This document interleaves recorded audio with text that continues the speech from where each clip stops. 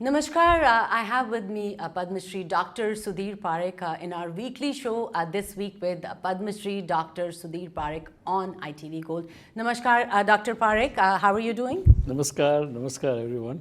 Namaskar, let me start with 2024. It's an election year for India and $1 million question on if BJP will face a united opposition or not. And for now, we have exit poll results from three northeast states, and it looks like BJP will form government in Nagaland and Tripura, and they could be forming the government in Meghalaya. If they can form an alliance with their older partner, I would want to know your expert observation on this exit poll, and does this give us any trend for the big 2024 election?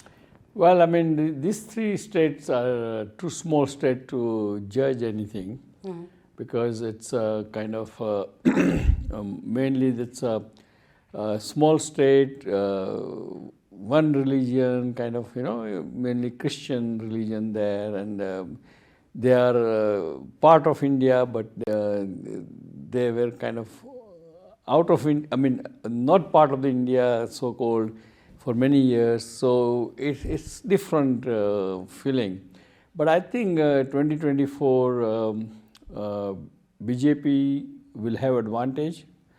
BJP has a great election machine.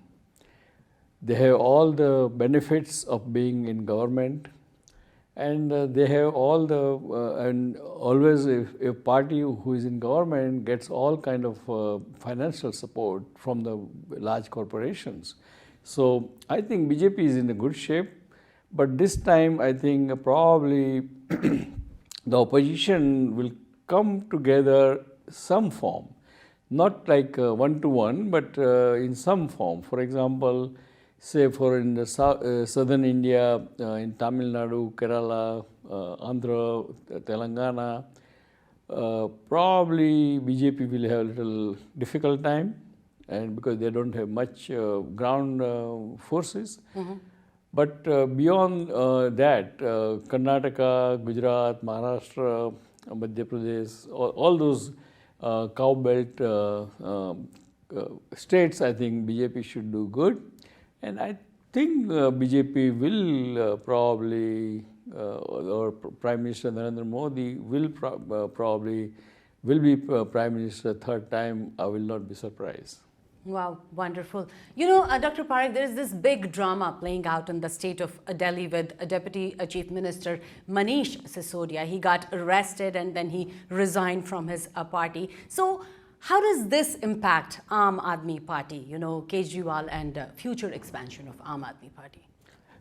Well, I mean, time will tell us why he resigned. I mean, I am not aware of that news, but I know that he got arrested for his role in that liquor gate.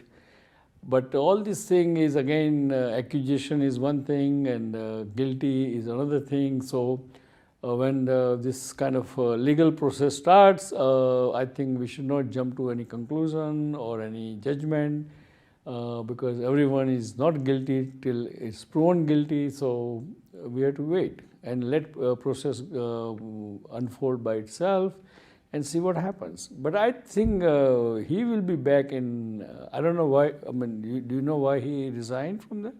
No, I don't know why, but that was the news when I heard it. Said they resigned from the party. I'm not sure why he should resign because he got arrested as a deputy chief minister of the Delhi.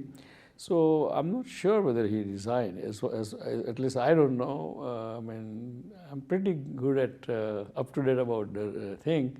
But I think he got arrested, and I think probably he's in the custody for next 4 days, and probably he will get the bail on Friday.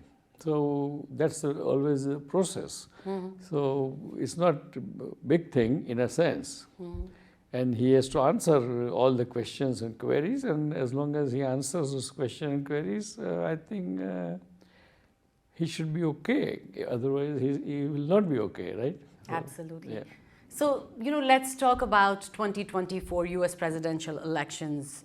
over here. Like we have many candidates, and out of there we have this two Indian origin candidates, which is in this Republican mix, and of course Nikki Haley, she's the lead contender. So, and what I just saw a video, it said that she will cut like every cent in foreign aid for countries like China, Pakistan, Iraq, which kind of hate America. So what do you want to say about that? I think I'm surprised being running for presidency. You cannot say that it's a too extreme position, because when in international level in diplomacy, when you help each other, even India helps Pakistan sometimes. You know that India, even though they are enemies, real enemy, but still India helps Pakistan when there is a dire emergency.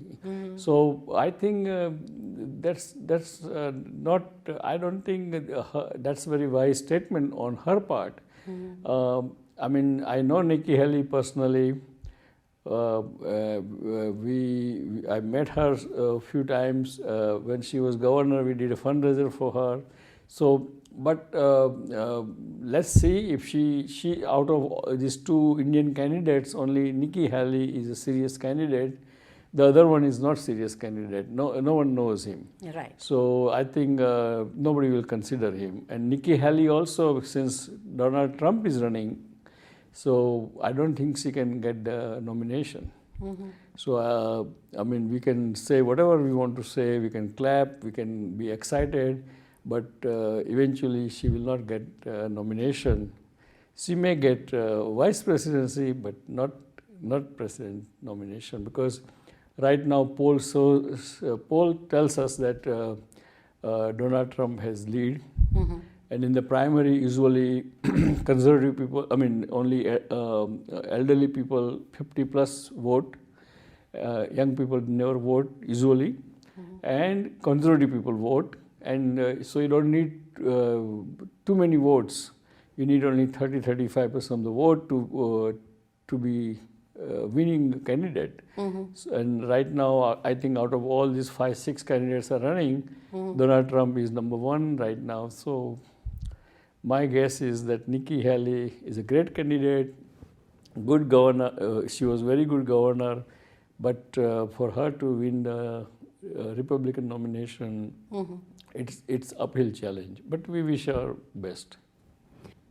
So, continuing to like India's neighbor Pakistan, where conditions are deteriorating quite rapidly, and India understandably is watching, but staying quiet. Do you think it's an amazing diplomatic opportunity for Indian government to eventually like jump in, help, and get that friendly situation created with Pakistan? I think Indian government is going to help. That's what I read that news when I was in India. So that is a great diplomacy to help the neighbor, because a stable neighbor is always better for you.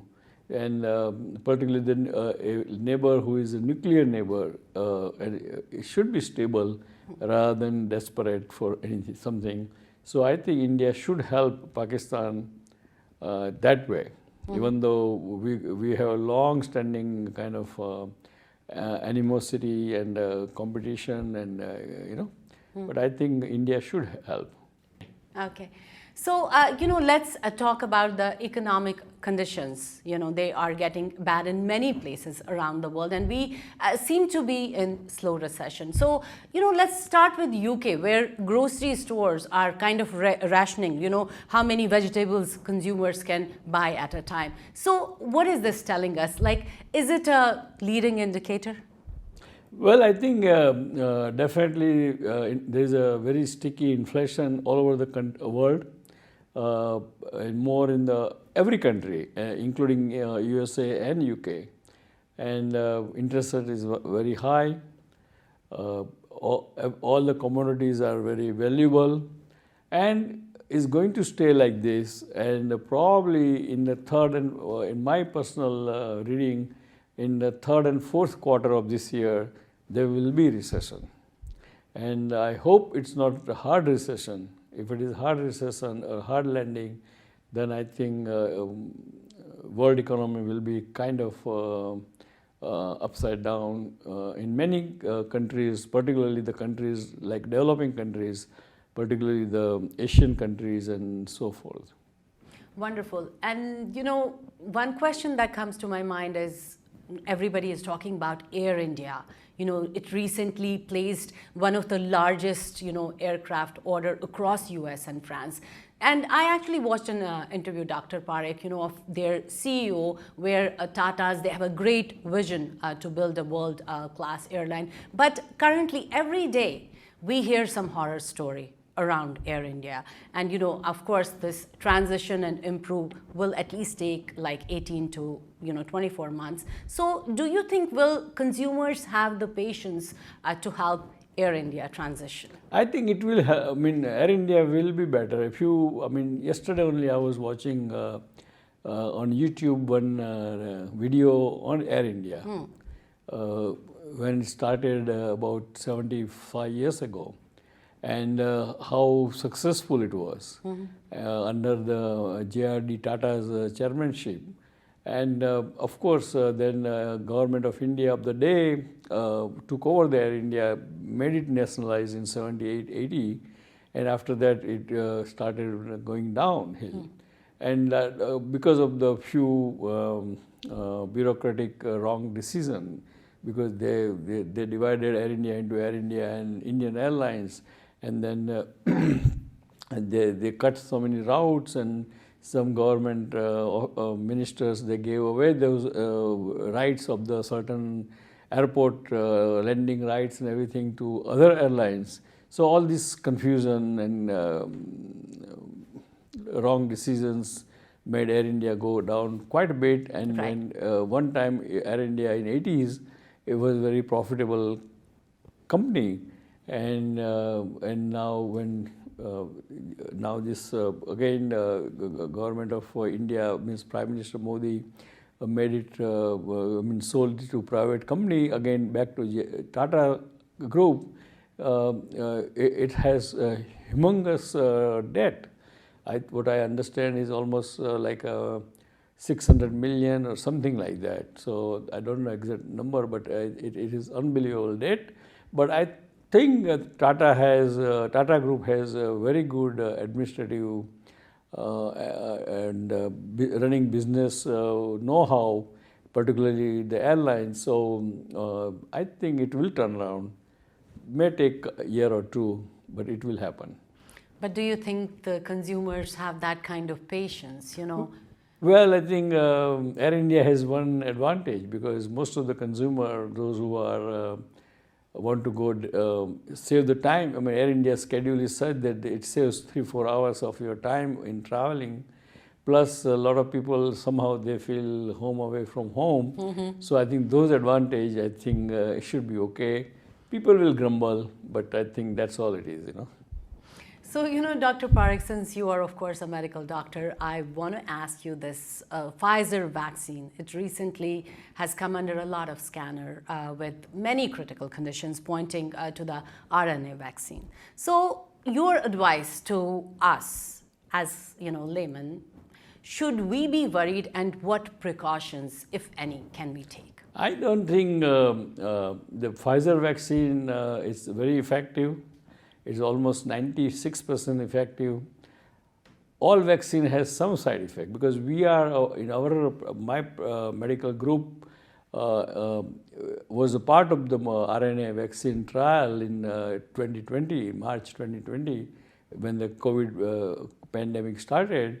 So we know that when you develop any vaccine or any drug, there's always a small percentage of patient will have reaction. So, for example, Pfizer had people kind of blame some kind of a brain stroke or some type of a heart problem, but that's not unusual. The 6 to 7% or 4 to 7% is normal. So I don't think one should worry about it. One should take the booster. One should take that vaccine, and all the other vaccine has the same problem. So always in the medicine, there's nothing like 100% safe medicine. Always you have to judge and kind of balance risk and reward. If reward is weighing far ahead of risk, then I think one should take the vaccine. You know, since winter is like kind of going, we have to say goodbye to the winter now, and spring is coming. So any advice, any tips you have for all of us? Well, I mean, spring is a time when all the trees gets greener and gets flower comes and they pollinates, and that give the lot of at least 50 million people allergies, sinus allergy and stuffy nose and itchy watery eyes. Of course, it's our business in my specialty. So people have to be, those who are sufferer should take medical advice, go to their doctors, or they go to the specialists like me or us, and take the real care, because otherwise they can develop asthma from that too. And other people, those who are not allergic to anything, they should enjoy the spring. It's a best part of the year, where temperature is great, weather is good, everybody is feeling kind of excited and kind of very upbeat because they came out of the winter. So I think enjoy the spring and be careful about those who have spring allergy. Otherwise, just enjoy it. Absolutely. And Dr. Parikh, I would want you to tell all our ITV Gold viewers the message for this week. Well, dear friends, now we are entering into spring, so I think it's coming out of the darkness of the winter. We should be very excited. We should be kind of we'll have more outdoor life, and we'll enjoy ourselves much better. But be careful, that pandemic is still around, so do not, wear mask when you are going into the crowded place indoor, or kind of movie theaters, or all those kind of high risk areas. But if you are not get booster, you haven't got the booster, please go and get the booster. All vaccines are safe and very effective. So after saying that, I would like to say God bless America, God bless India, God bless Indian Americans, and goodbye, and we'll see you next time. Jai Hind. Thank you so much, Dr. Parikh. Have an amazing week. Thank you.